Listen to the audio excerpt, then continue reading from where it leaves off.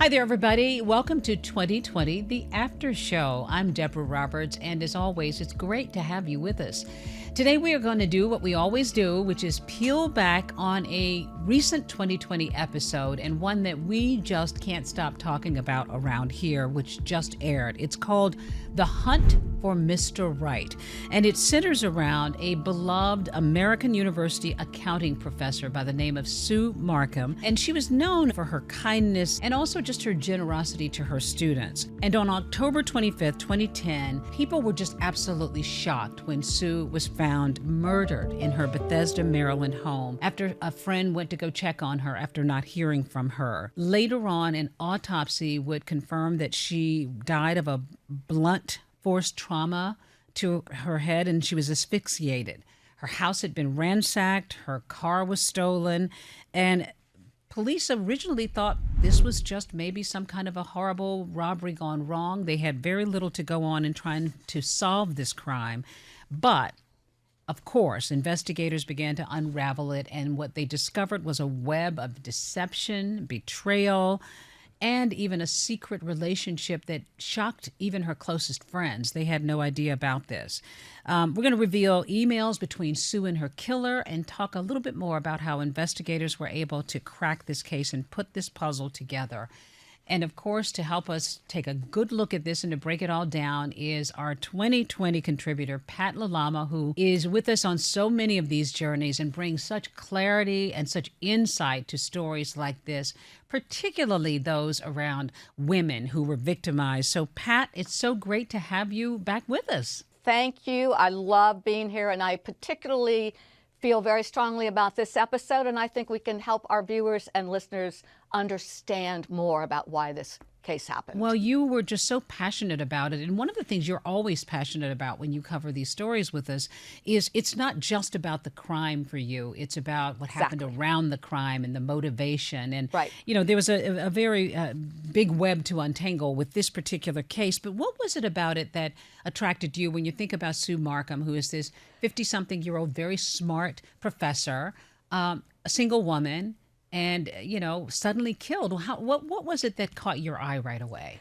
Something very specific. You know that, Deborah, our job in telling these kinds of stories is to help people better understand the criminal justice system.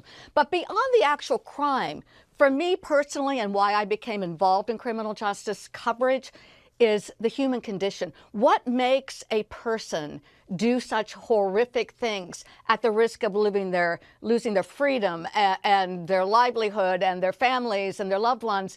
What is it that drives us psychologically? And I looked at this case and I saw a very specific thread, and that was a woman, brilliant, loving, generous, funny, adored by her students, intelligent, and fell into a trap that most people don't really understand, because what I heard throughout covering this case was, well, how could such a brilliant woman let herself be taken over by this one man? It's a complicated thing that happens to us, even if we are intelligent, even if we are successful. Who among us haven't fallen for someone who gave us a good line and we looked back later and went, oh, yeah, wow, where was I? But she went further with this, and I think we need to explore that. Before we even get to that and what police eventually discovered, let's just talk about Sue Marcum, Pat, and what you discovered about her. You said she was this brilliant woman. She had a lot of friends. She was very much into yoga. What did you learn about her? She was a woman of substance, a Renaissance woman, so to speak. She loved art. She loved music. She loved hanging with her friends. But what really struck me is hearing her students say that she made accounting fun. I think that pretty much encapsulates it. Because it's hard to imagine that. Fun. Yeah. So what kind of a person can do that? Another friend said that she was zany. It's not a word we hear very often today, but I think of someone zany being comical. I mean, this woman once did accounting for the circus. Oh, funny. For Barnum and Bailey. So she had a lot of light. I think it's fair to say that she was searching for someone, and when she met Jorge Landeros, something struck her. She even said she was enamored from the get-go. And she could never get out of that after. Well, let's talk about the crime scene, because this woman is her friends haven't seen her. Police show up, and right away the crime scene looks a little strange. The Yeah. windows have been lifted, electronics piled up, her car has been taken. So Right. initially, this appears to be possibly a burglary. That's the route police were taking right away. And then they That discover not. Exactly. So that was at first glance, remember, it's the initial observations that they're making. And we all do know it is a fact that there were several robberies in around the area over several months' time. And so when they saw that her car was gone, when they saw that some stereo equipment was moved and other items that, okay, oh, and the window, that would end up becoming very important because the theory was, oh, somebody broke in. But later on, they started looking at that screen in the kitchen and realized that the screen was pushed out. Now, why would the screen go that way if you're breaking in? And that's certainly not the way you left if you were the robber. Right. But the big thing was her car being gone. Now, there were other clues as they started looking at the fact that she was still wearing a relatively expensive necklace. And they started putting pieces together and started looking at documents. And then they realized, not so fast. This does not look like a burglary. Yeah. There are always those telltale clues, which we uncover so well, I think, in 2020. Well, Absolutely. what was interesting here was, too, as often happens in our stories, we think things are going in one direction. Her car is stolen. There's an 18-year-old. Police initially think, okay, they've got their guy. Yes. And ultimately, he's not the guy. He just happens to steal this car. This took the case in such a different direction at the time because imagine any investigator is going to go, well, it's got to be related to this guy. I mean, of course they're going to look into it, but your first thought is, here's this young man. They've got to be on the lookout, around the area for this stolen car. And here's this young kid, and he's driving it, and he gets into a big high-speed chase, and then he's arrested. And you can imagine that police said, this is it. Right. It's him. But then there's no DNA from him. Nothing connecting him to this case. Nothing that was stolen from the house, like I believe an Xbox and some other items, is in his home. And eventually they realized, is this real? This is not our person. Back to square one. Yeah, back to square one. We're going to take a quick break. And when we come back, Pat will share more details about how police unraveled this case.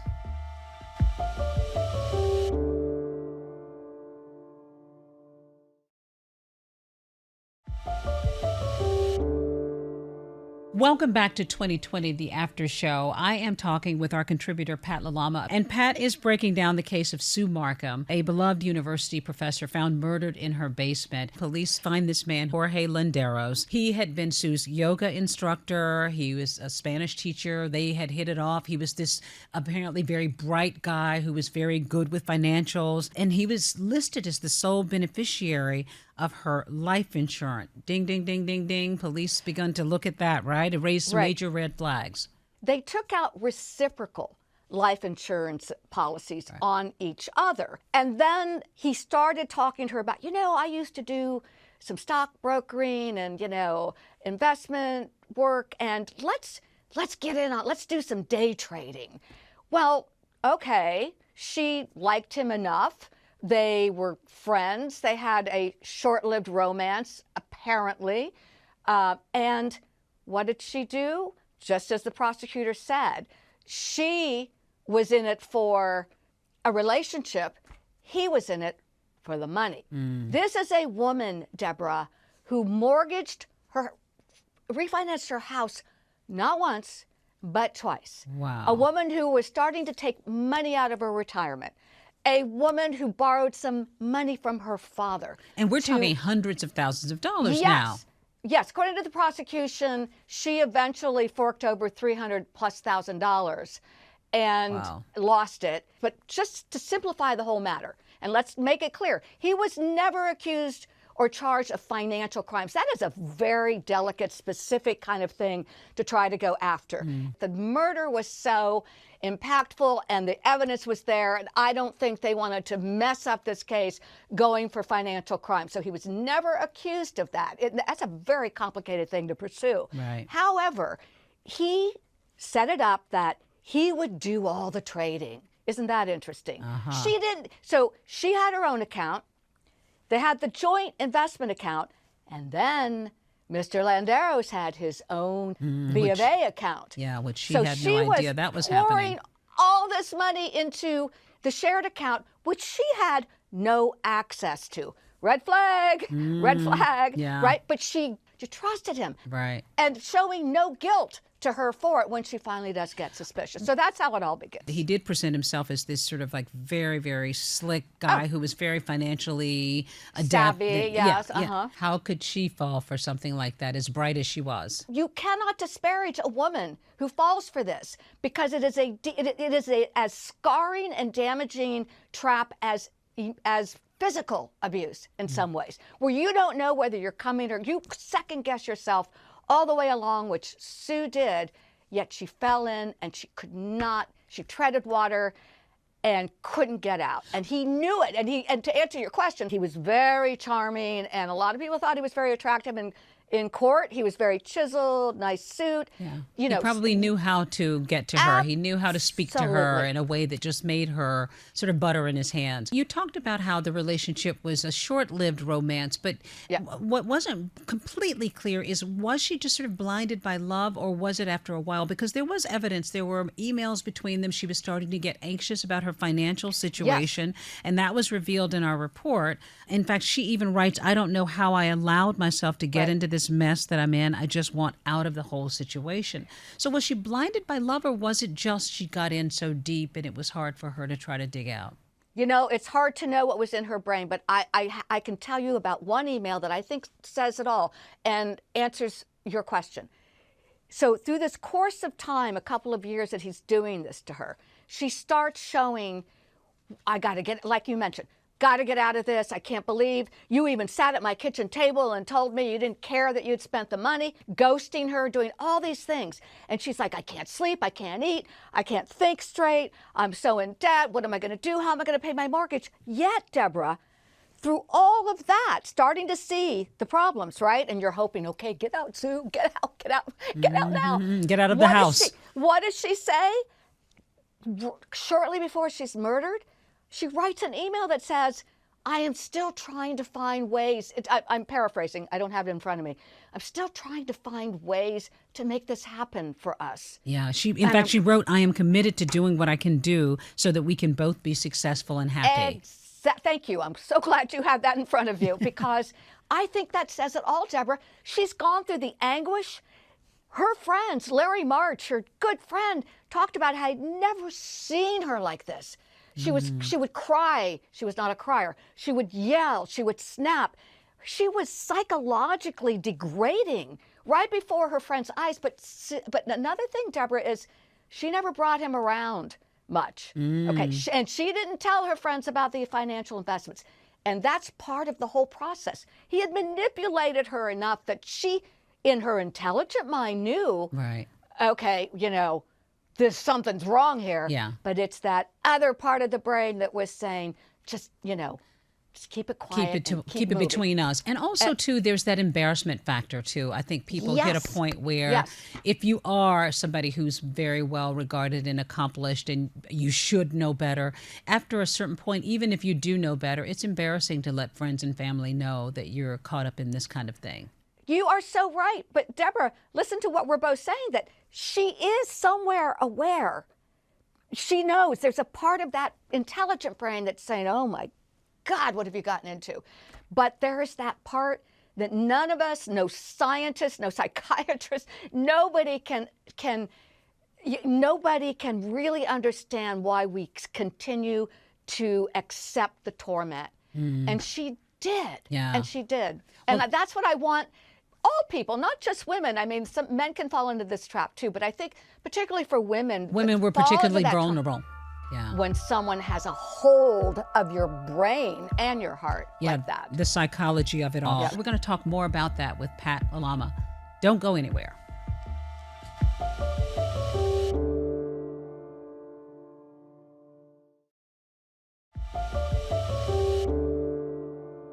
Welcome back to 2020, the After Show. I am talking with our contributor, Pat Lalama, about this riveting story we just reported on 2020 about the case of Sue Marcum, an esteemed professor at American University who was found dead in her basement. And then, of course, investigators began to uncover really a shocking relationship between her and a man who was her yoga instructor, Jorge Landeros. So, Pat, let's talk about Landeros because this is a man who, as we said, was very charming. He seemed to have some financial knowledge. He spoke Spanish. He helped her with Spanish, but he went back and forth between the U.S. and Mexico. And that is how he was able to elude police ultimately when they began to realize that he was the guy they were looking for. Yes. After the murder, Jorge went to Mexico, but all along he had been traveling back and forth to see Sue. This was a common thing for him. And so after her murder, he did go back to Mexico, back and forth to see his father in El Paso, but then back to Mexico. The Mexican police were on the lookout for him at the behest of investigators on the East Coast. Yes. And so when he crossed the border, they stopped him. Oh, and he was a charming delight. You know, they brought him into the office. He said, "Yeah, you know, whatever you need. I hadn't seen Sue in a long time, and I'm happy to help." Completely cooperative. But that was, you know, of course, a ruse. But he did offer a buccal swab without any problem. But also the very astute police officer watched him throw a Coke can away, and he picked it up, had someone pick it up, pluck it out of the basket just to have. Yeah, in case. And that's when they found out, once the DNA results came in, that his DNA was on the tequila bottle that was one of the deadly weapons, on shot glasses where it appears, like the detective said, whoever killed her shared a drink with her because it was on the glasses, and under her fingers. Later on, with new technology, they were able to confirm that it was Landeros who actually had his hands on her neck that ultimately killed her. Yes. Well, in the meantime, though, police are writing him emails trying to get him to answer some questions. In fact, let me read one of his responses. Okay. He says, "Of course, you are cordially invited to cross the same bridge in the opposite direction and meet me at Sanborn's, a great cafe and restaurant here in Juarez, and we can talk shop all you want. It's best if you come on a Sunday. We can have brunch. It will, of course, be my treat. Yours, Jorge." That is so chilling. I mean, it almost has a Hannibal Lecter sound to it, doesn't it? Oh, yeah. Oh, that's a good analogy. Oh, he was Mr. Taunt, but you know why? Because he was in Mexico. He even he said something to the effect of, don't have it verbatim, I think let the Mexican authorities do what the Mexican authorities want to do. He really felt that he was invincible. Yeah. And I think he really felt nobody was ever going to get him. And he was just throwing out these little teases to the police, like, come and get me. Almost cat and mouse like. And Pat, you've covered all kinds of stories like this before. Talk about the psychology of a response like that, the kind of person who really does, as you say, seems to feel invincible. I mean, to play around with police like this, it's astonishing. It is a common trait with violent criminals and murderers who think they'll never be caught. And also another psychological element is somehow they've justified in their mind what they've done. These kinds of these kinds of personalities think that the world can't touch them. And there's an arrogance, right? We've seen that in all the cases we covered. There's a certain arrogance in a lot of killers. He had that arrogance. He was even arrogant in the courtroom. Yeah. He was very, chest puffed out. And he couldn't believe he was on trial. No, I think he just sat there and thought, this is beneath me. You didn't see a smile. You didn't see a grimace. You saw him. He stared into the gallery a lot, like he stared toward us a lot. He listened to everything. He said nothing. There's an arrogance and there's a sense of invincibility, and I see it a lot. But in this guy, it was times 10. Times 10. Well, before we get to that, I do want to talk about the dual identity, because not only did he flee to Mexico, and he lived for years, like under an alias, Leon Ferrara, and continued to work as a yoga instructor, and people were just absolutely stunned who were in his environment. Melted in his presence. I mean, when his students were interviewed, to a T, not him. Oh, there's no way this man was so spiritual and so zen, and he was a poet, and he said he didn't need worldly goods, and that he had these two little Pomeranians, and they followed him like ducks, and he was just so cerebral and wise. And that's, again, I think we are writing the handbook for predators here today in this podcast, because these are all the usual signs. People, and that's how he gets in, by the charm. Things for people to realize. Well, this case went on, and fortunately authorities didn't let it go. It went on for years. Jorge Landeros was finally apprehended in Guadalajara in 2022. He was extradited to the United States. That was a big turning point, particularly for investigators who have been on this case for a long time. He was on the 10 most wanted list. He was just guffawing at American authorities like, you'll never get me. He probably got very comfortable, Deborah, where he just felt that maybe eventually the heat was off. But lo and behold, they got him. Pat, thank you for your take on this story. And there is more to come. There's the sentencing of Jorge Landeros. We're going to take you there when that happens. We'll find out whether Sue Marcum's family actually finds justice in this case. So we thank you for being with us. And of course, don't forget, you can always find 2020 on ABC on Friday nights. And you can stream episodes like this on Disney Plus and Hulu. We'll see you next time.